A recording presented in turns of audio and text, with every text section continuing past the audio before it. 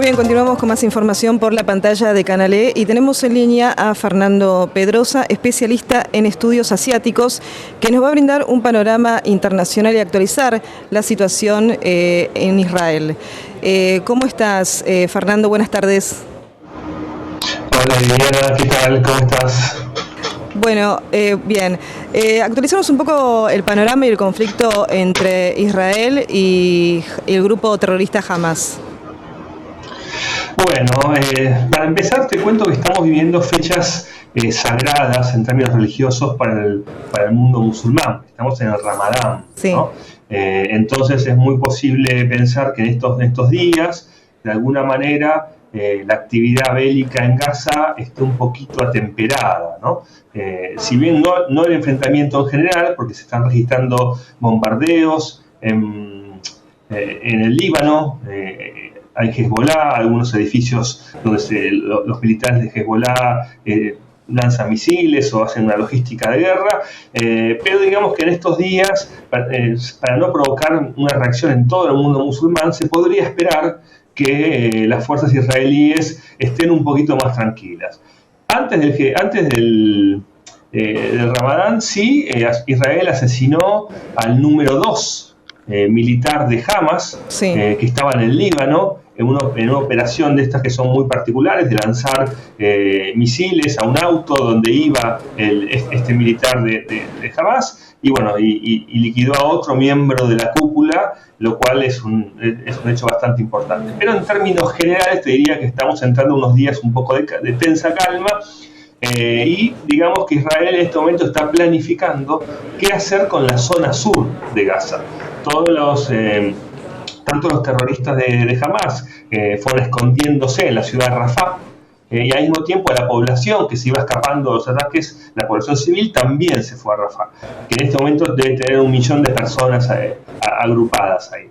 Entonces Israel va a entrar militarmente a Rafah, pero claro, con 1 millón de personas ahí, eso va a tener consecuencias, no solamente para esas personas, también para el destino de la guerra y por supuesto también para la política exterior de Israel, que está siendo muy hackeada en este momento por críticas en Estados Unidos, en Europa, en la prensa, en los mismos premios Oscar. Hace unos pocos días también algunos actores y actrices hicieron comentarios al respecto. Así que estamos en una tensa calma que precede seguramente a una tormenta que se avecinará después del Ramadán. Sí, estamos ante una intensa calma, como bien lo dijiste, pero el asesinato de este líder destacado del grupo Hamas, ¿va a profundizar aún más el conflicto? ¿Crees que van a tomar algún tipo de medidas?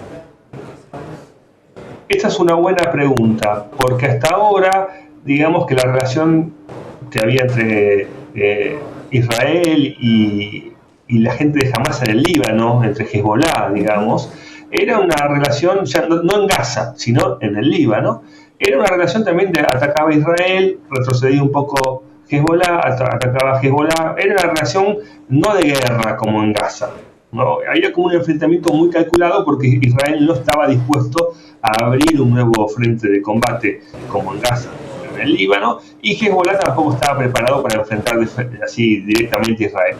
Pero en los últimos días Israel fortaleció mucho su capacidad militar en la zona del Líbano, entonces en las fronteras con el Líbano. Entonces yo no podía responderte tajantemente que no va a haber más problemas ahí o que no va a haber reacciones. Algo puede pasar ahí, se están movilizando mucho las fuerzas de las razas terroristas israelíes, y también aumentaron mucho la presencia militar de Israel en Cisjordania, la otra parte de Palestina que no está jamás, pero que también se aumentó mucho la presencia israelí. Así que, como te decía, me parece que en estos días mejor hay que esperar un poquito, pero próximamente vamos a tener novedades. Si vos lees las tapas de los diarios estos días, encontrás que la cuestión no está tan presente. Pero esto no quiere decir que se haya solucionado o terminado. Si bien Qatar, Egipto y Estados Unidos siguen trabajando fuertemente por conseguir un cese el fuego, por ver la cuestión de los rehenes, eso está a nivel subterráneo. Hoy el tema parece haber perdido centralidad, pero no hay que descuidarse porque prontamente la va a recuperar. Justamente nombraste a Qatar. Posiblemente dicen que esperan una tregua entre Israel y Hamas antes del 9 de abril. ¿Vos considerás que esto podría llegar a ser así? Bueno, mira, es algo para lo que está trabajando Estados Unidos, Qatar y Egipto, como te dije, pero es muy difícil, ¿no? Es un tema, yo no sé si se va a conseguir, no creo que tenga un cese el fuego permanente, podría haber algún acuerdo puntual por ayuda humanitaria, por algunos rehenes, pero todo muy puntual.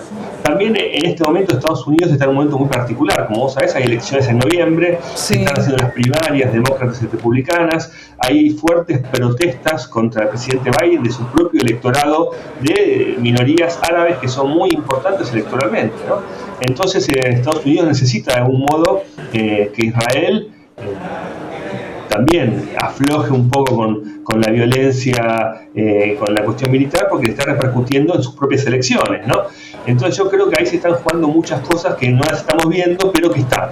Digamos que estos días también tanto Joe Biden como Donald Trump consiguieron los delegados que necesitaban para ser candidatos ya oficiales de sus partidos, con lo cual se termina un momento de la disputa interna y empieza ya a pensarse la campaña electoral, ¿no? Que uno piensa, bueno, es en noviembre, falta mucho, pero no falta mucho. ¿Verdad? Son campañas que llevan mucha planificación, que hay que conseguir mucho dinero, hay que movilizar a muchas personas, y el tema de Israel y Gaza va a estar en el centro, como el de Rusia y Ucrania, de la campaña entre Biden y Trump. Entonces yo creo que también es algo que va a haber que empezar a tener más en cuenta qué pasa en la interna de Estados Unidos. Lo último que te digo también es que la interna de Israel, en la política israelí, también hay muchas disputas por la cuestión de los rehenes y por la cuestión también, vos sabés que hay un sector ortodoxo, religioso, que es muy poderoso, que tiene partidos políticos, que están en el gobierno, pero los ortodoxos no van a la guerra.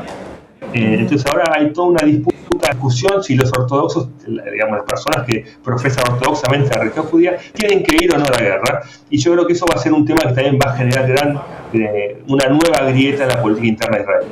Ya si nos metemos en la política de Estados Unidos y bueno, en la carrera entre Biden y Donald Trump en estas elecciones en este año 2024, ¿cómo ves la figura de cada candidato?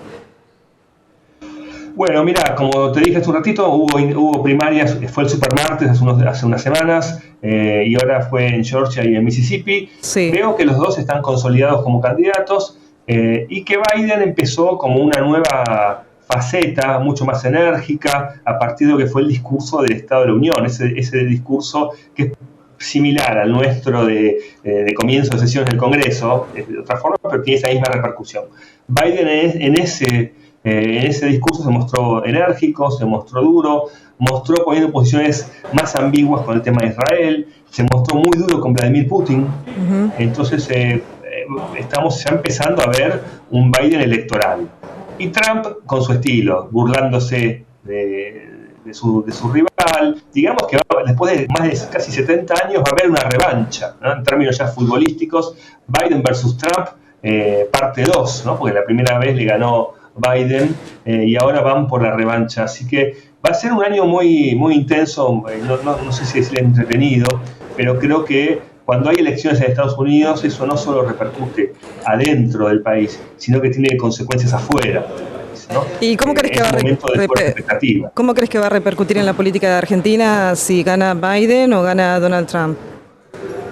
Mira, Argentina es un país que, si bien nosotros estamos muy necesitados de ayuda externa, es un país intrascendente hacia afuera, ¿no? No es que haya muchas posibilidades de ser protagonistas o de pedir algo o que sea algo diferente con nosotros. Yo creo que si gana Donald Trump, bueno, seguramente el mundo entra en un proceso de cambio geopolítico, y como todo momento de cambio a un país como el nuestro, que las incertidumbres lo afectan fuertemente, posiblemente ese momento sea un momento turbulento, ¿no? La continuidad de Biden, por lo contrario, sería un momento de certidumbre, pero al mismo tiempo la continuidad de Biden, y esto hablándolo materialmente, no suena muy bien lo que voy a decir, pero de alguna manera el conflicto entre Ucrania y Rusia favoreció a la Argentina porque era un competidor Ucrania en términos de la producción agropecuaria, ¿no? De la industria. La continuidad de esa guerra podría ser en términos económicos también un grado de ventaja para Argentina, y la suspensión de esa guerra, que es lo que quiere Trump, posiblemente no. Pero son todas especulaciones, ¿no? Que está bien hacerlas, pero que es muy difícil saber qué va a pasar mañana y obviamente mucho más en febrero del 2025, que es cuando asume el nuevo presidente norteamericano. Bueno, Fernando, entonces vamos a tener seguramente mucho de qué hablar sobre estos temas internacionales que también son parte de la agenda del mundo y de Argentina, ¿no? Así es, Liliana, seguiremos hablando entonces. Bueno, muchísimas gracias por tu análisis.